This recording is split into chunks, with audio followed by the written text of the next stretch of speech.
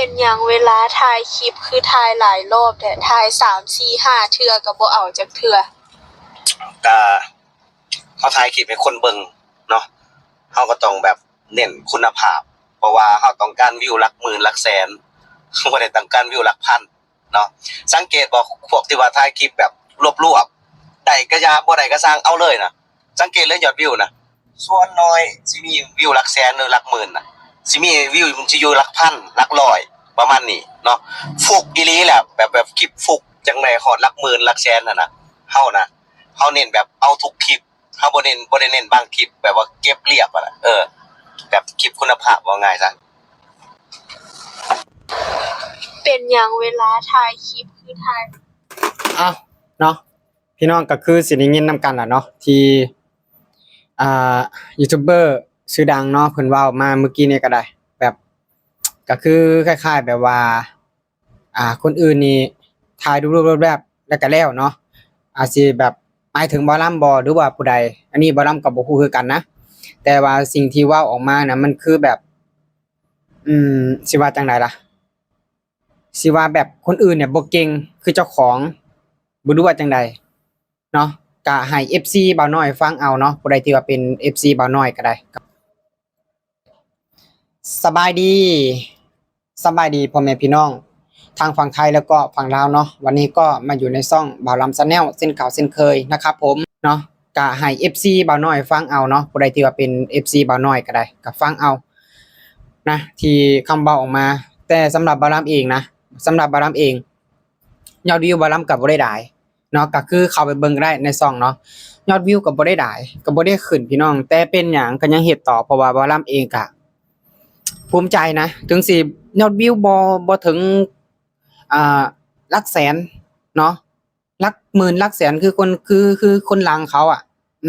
บ่าวลำก็ดีใจนะเพราะว่าบ่าวลำเฮ็ดด้วยตัวเองเนาะแล้วก็ถึงสิได้หน่อย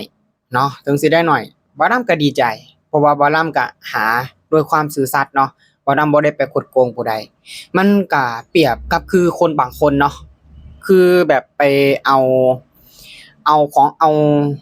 ชื่อเสียงคนอื่นน่ะไปทำมาหากินไปคดไปโกงคนนั้นคนนี้จนมีรถเนาะจะมีเงินไปแต่งเมียอันนี้มันภูมิใจบ่แต่ส่วนตัวของบ่าวลำความคิดของบ่าวลำมันบ่ภูมิใจดอกถึงสิได้มาเนาะมันได้มาแบบบ่สุจริตได้มามันก็บ่ล้นหรอกนะได้มามันก็บ่ล้นแล้วก็ได้มามันก็บ่มีความสุขเดี๋ยวมันก็เป็นอย่างหนึ่งอย่างใดนะพี่น้องอันนี้ก็คือความคิดของหมอลำนะเนาะแต่ว่าผู้ใดสิคิดจังไดก็บ่ฮู้หรือว่า FC บ่าวน้อยที่ว่าได้เบิ่งได้ฟังอยู่เนาะอยากติดตามต่อไปก็แล้วแต่คืออย่าลืมนะว่าตอนนี้เราเริ่มเฮ็ดให้ชื่อเสียงของประเทศไทยน่ะเสียหายอย่าลืมนะว่ายูทูบเบอร์ลาวเนาะที่ว่าอยู่ในประเทศไทยตอนนี้เสียหายอย่างหนักแล้วก็เข้าไปแจ้งความเนาะเข้าไปแจ้งความในสน.เนาะประเทศไทยไปเข้าไปหาเจ้าหน้าที่ไทยตอนนี้พี่น้องไทยอย่าลืมนะว่าตอนนี้ประเทศไทยFC เฮ็ดให้ FC ทางฝั่งไทยน่ะเสียใจเสียความรู้สึกเนาะไปตัดสินใจเอานะบ่าวลำก็บ่ได้บอกว่าต้องไปเลิกติดตามนะบ่าวลำก็บ่ได้บอกนะแต่เพียงแต่ว่าอยากให้ FC บ่าวน้อยนะให้พิจารณาเบิ่งพี่น้องให้ไต่ตองดีๆการที่เราจะสนับสนุนคนนั้นต้องรักประเทศไทยจริงคือหลายๆคลิปที่ผ่านมาเราว่าเราน่ะปกป้องประเทศไทยเรารักประเทศไทยพี่น้องแต่ว่าในปัจจุบันนี้เราเฮ็ดให้ประเทศไทยน่ะเสียพี่น้องเราเฮ็ดให้FC พี่น้องไทยนะ FC คนไทยนะเสียความรู้สึกเสียใจเพราะว่าในตอนนี้ลาวเริ่มเปิดเผยตัวจริงออกมาแล้วว่านิสัยแท้ๆของลาวน่ะเป็นคนแบบใดพี่น้องเป็นคนแบบใดเป็นคนที่ว่าอิจฉาคนอื่นบ่นะคือที่บ่าวลำเห็นนะยูทูบเบอร์ช่องต่างๆเนาะคือบอกไว้ก่อนว่าคือบ่าวลำนี่บ่ได้รู้จักทางไผผู้ใดบ่าวต้นบ่าวแจ๊บบบ่าวโบบ่หรือว่าพี่ๆหลายๆคนเนาะบ่าวลำก็เพิ่งมารู้จักกับเจ้านี่ล่ะเพิ่งมารู้จักกับเจ้าในมื้อที่ว่าบ่าวลำไปหากับเจ้าเมื่อวานนี้เพราะว่าบ่าวลำนั่นได้ไป แสดงความบริสุทธิ์ใจเนาะเพราะว่าบ่าวลำบ่ได้เฮ็ดแล้วก็อีเมลตัวนั้นน่ะคือบ่าวน้อยเป็นคนเอาไปเนาะบ่าวน้อยปากซีน่ะเป็นคนซื้อไปแล้วนะแล้วก็เอาอีเมลตัวนั้นน่ะไปทำมาหากินเนาะไปเรียกเงินคนนั้นคนนี้เอาง่ายๆก็คือไปฉ้อโกงคนอื่นเนาะไปรีดไถเงินคนอื่นเนาะถ้าสิเว้าตรงๆก็ได้คือเฮ็ดให้คนอื่นน่ะเสียหายเสียความรู้สึกพี่น้องแล้วต่อมาก็คือทาง FC ของบ่าวน้อยเองเนาะบ่าวลำก็เชื่อว่าพี่น้องไทยน่ะบ่มักคนแบบนี้อยู่แล้ว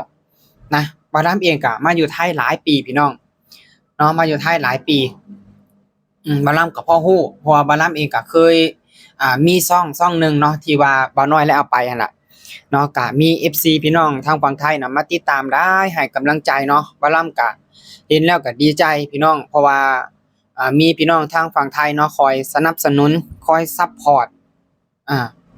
แล้วมาปัจจุบันนี้เนาะช่องเก่านั้นบ่าวลำก็บ่าวน้อยได้ซื้อไปแล้วพี่น้องถามว่าบ่าวลำเต็มใจบ่บ่าวลำก็บ่ได้เต็มใจเนาะในเมื่อบ่าวลำเองนี่เข้าช่องตัวเองบ่ได้บ่าวลำก็จำใจพี่น้องเนาะดีกว่าเอาง่ายๆคือกำขี้ดีกว่ากำตดเนาะขออนุญาตเว้าแบบบ่สุภาพพี่น้องตามภาษาลาวๆนะพี่น้องก็คือในเมื่อเฮาเสียเงินไปแล้วพี่น้องในเมื่อเฮาเสียเงินไปแล้วแม่นบ่เพราะว่าจ้างเหมือนจ้างเนี่ยเราเรียกค่าสมัครน่ะ 4,000 บาทพี่น้องเราเรียกค่าสมัครน่ะ 4,000 บาทเออ 4,000 บาทแล้วบัดนี้เราขอซื้อคืนน่ะ 4,000 บาทเพราะว่าบ่าวลำก็จำใจเนาะเพราะว่าบ่าวลำนี่บ่สามารถที่จะเข้าช่องตัวเองได้ละจำใจขายพี่น้องเสียดายโคตรเสียดายนะเพราะว่าช่อง YouTube เนาะพี่น้องที่ว่าเฮ็ด YouTube ก็อาจสิฮู้ดีว่า YouTube เนาะกว่าสิผ่านกฎผ่านเกณฑ์นะคือสำหรับบ่าวลำเองก็ใช้เวลามาเป็นปีเลยนะพี่น้องเพราะว่าบ่าวลำบ่ได้เป็นคนที่ว่าเสแสร้งแบบนี้ล่ะพี่น้องการถ่ายคลิปของบ่าวลำก็แบบนี้ล่ะบ่ได้ไปเสแสร้งบ่ได้ไปอ้อเซาะคือคนบางคนหันนะ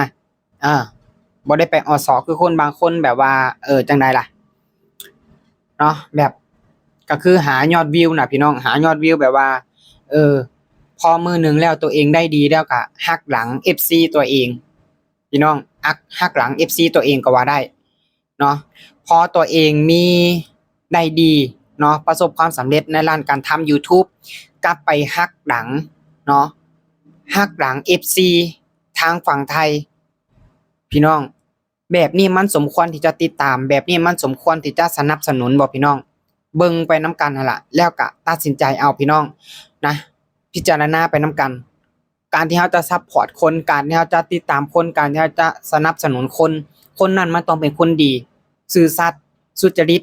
บ่คดบ่โกงผู้ใดพี่น้องการที่เราสนับสนุนคนผิดมันก็คือเราแบบติดรางแหไปนำหั่นล่ะพี่น้องนะคบคนดีมีสีแก่ตัวเพิ่นว่าเนาะคบคนชั่วพาตัวหมุนหมองนี่ล่ะพี่น้องคำที่โบราณเพิ่นเว้าบ่มีพิษบ่าวลำเองก็